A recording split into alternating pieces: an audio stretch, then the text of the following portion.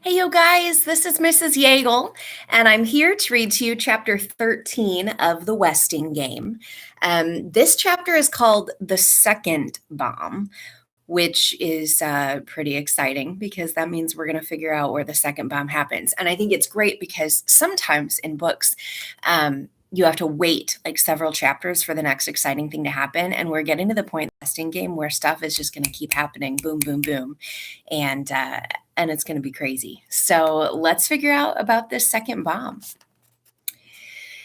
No one was in the kitchen of Shinhu's restaurant when the bomber set a tall can labeled monosodium glutamate behind similar cans on a shelf. The color-striped candle would burn down to the fuse at 6:30. Whoever was working there would be at the other end of the room. No one would be hurt.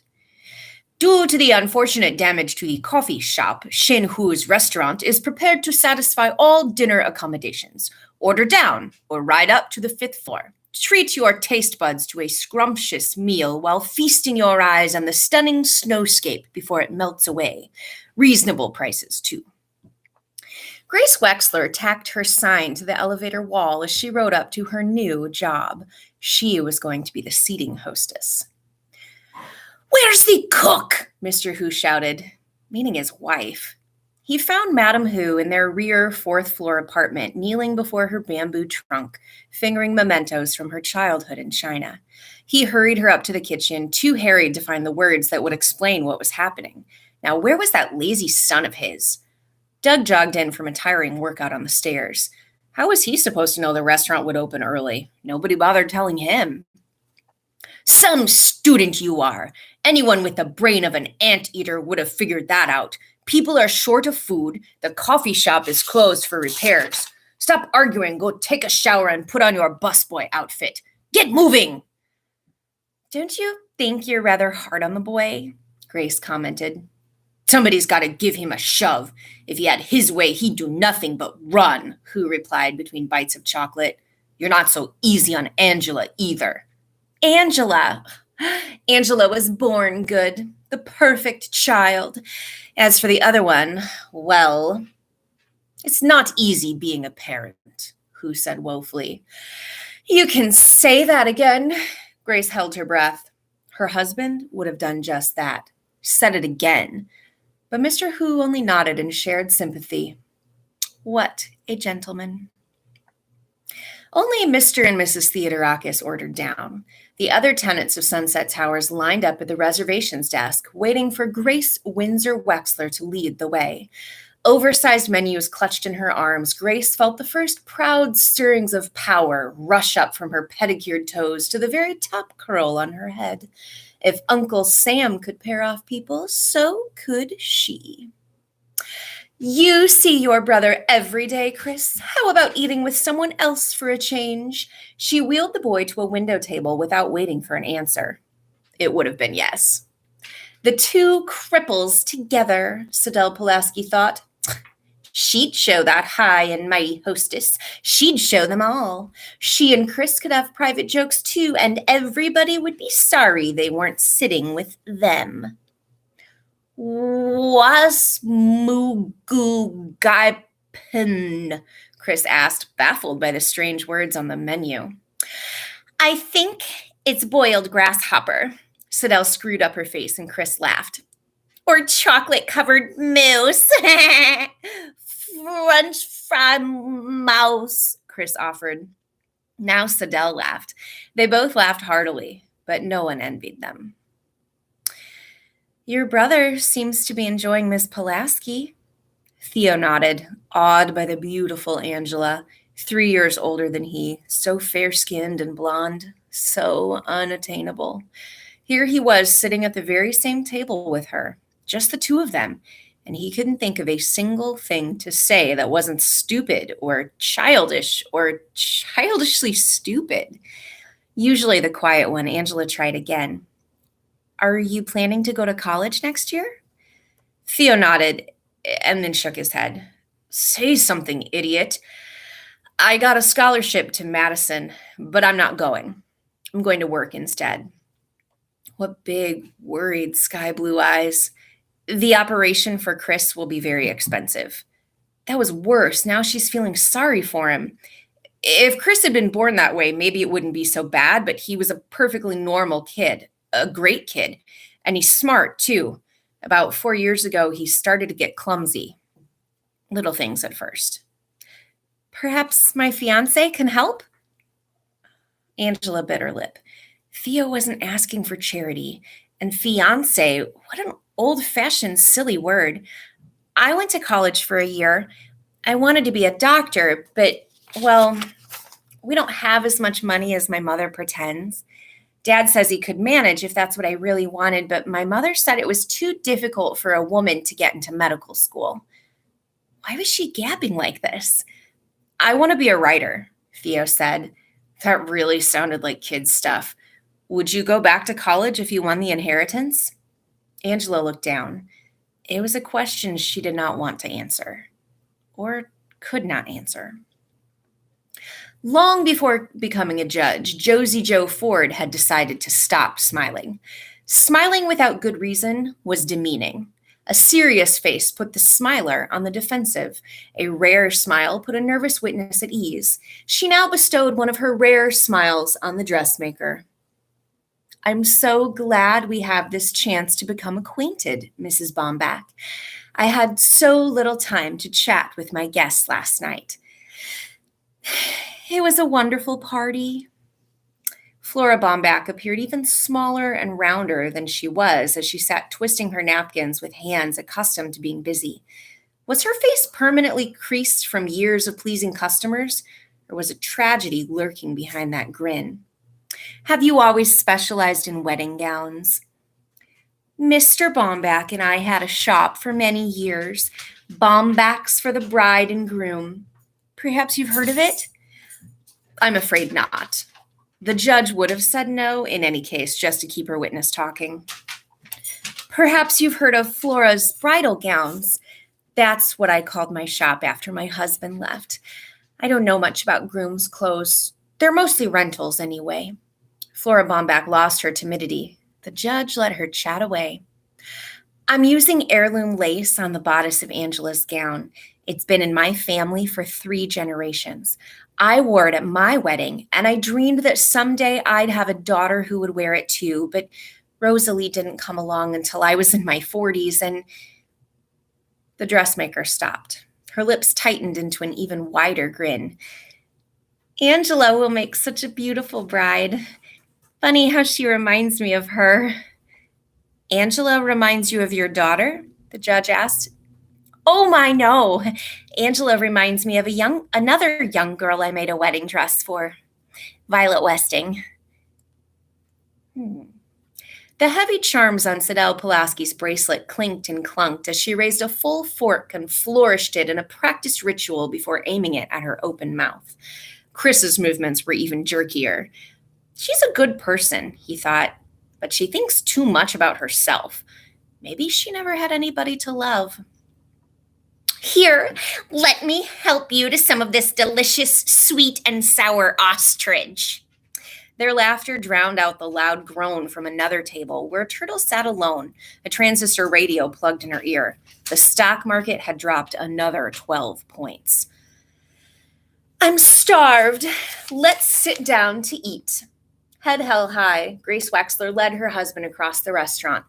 All I want is a corned beef sandwich, not a guided tour. Would you prefer to sit alone or with that young lady over there? I thought I was going to sit with you. Please, be seated, Grace replied. Mr. Who, will take your order shortly.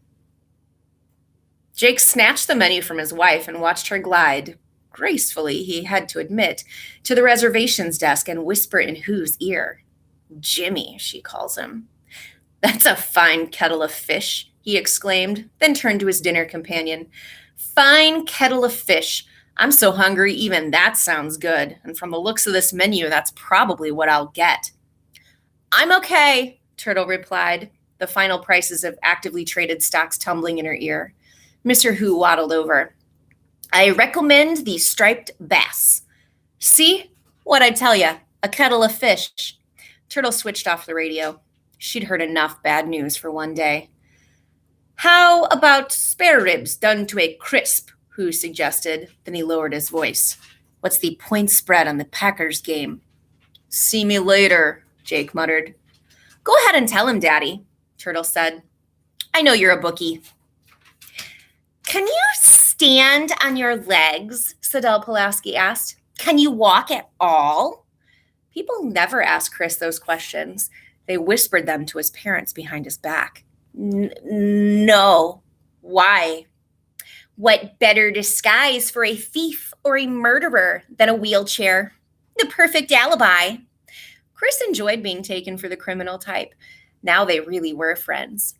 When you read me notes. What? Oh, read you my notes. Soon. Very soon. Sidel daintily touched the corners of her mouth with the napkin, pushed back her chair, and grabbed her polka dot crutch. That was a superb meal. I must give my compliments to the chef. She rose, knocking the chair to the floor, and clumped toward the kitchen door. Where's she going? Angela, starting up to help her partner, was distracted by shouting in the corridor. Hello, anybody home? Through the restaurant door came a bundled and booted figure. He danced an elephantine jig, stomping snow on the carpet, flung a long woolen scarf from his neck, and yelled, Otis Amber is here and the roads are clear. That's when the bomb went off.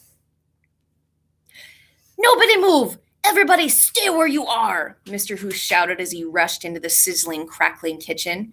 Just a little mishap, Grace Wexler explained, taking her command post in the middle of the restaurant. Nothing to worry about. Eat up before your food gets cold.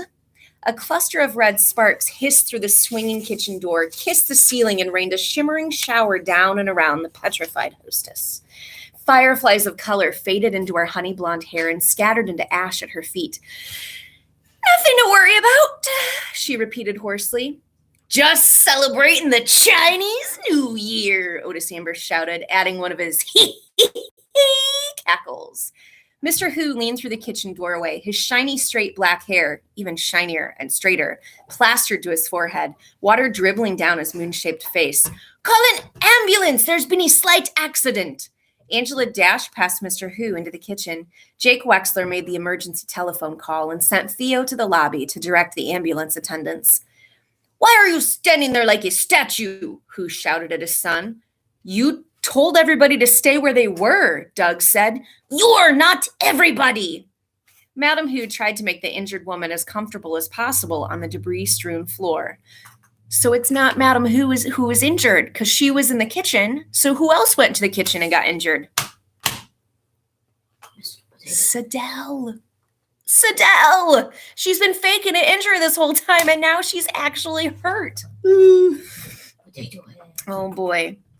Angela found the sequin spectacles, wiped off the wet, crystalline mess, and placed them on her partner's nose.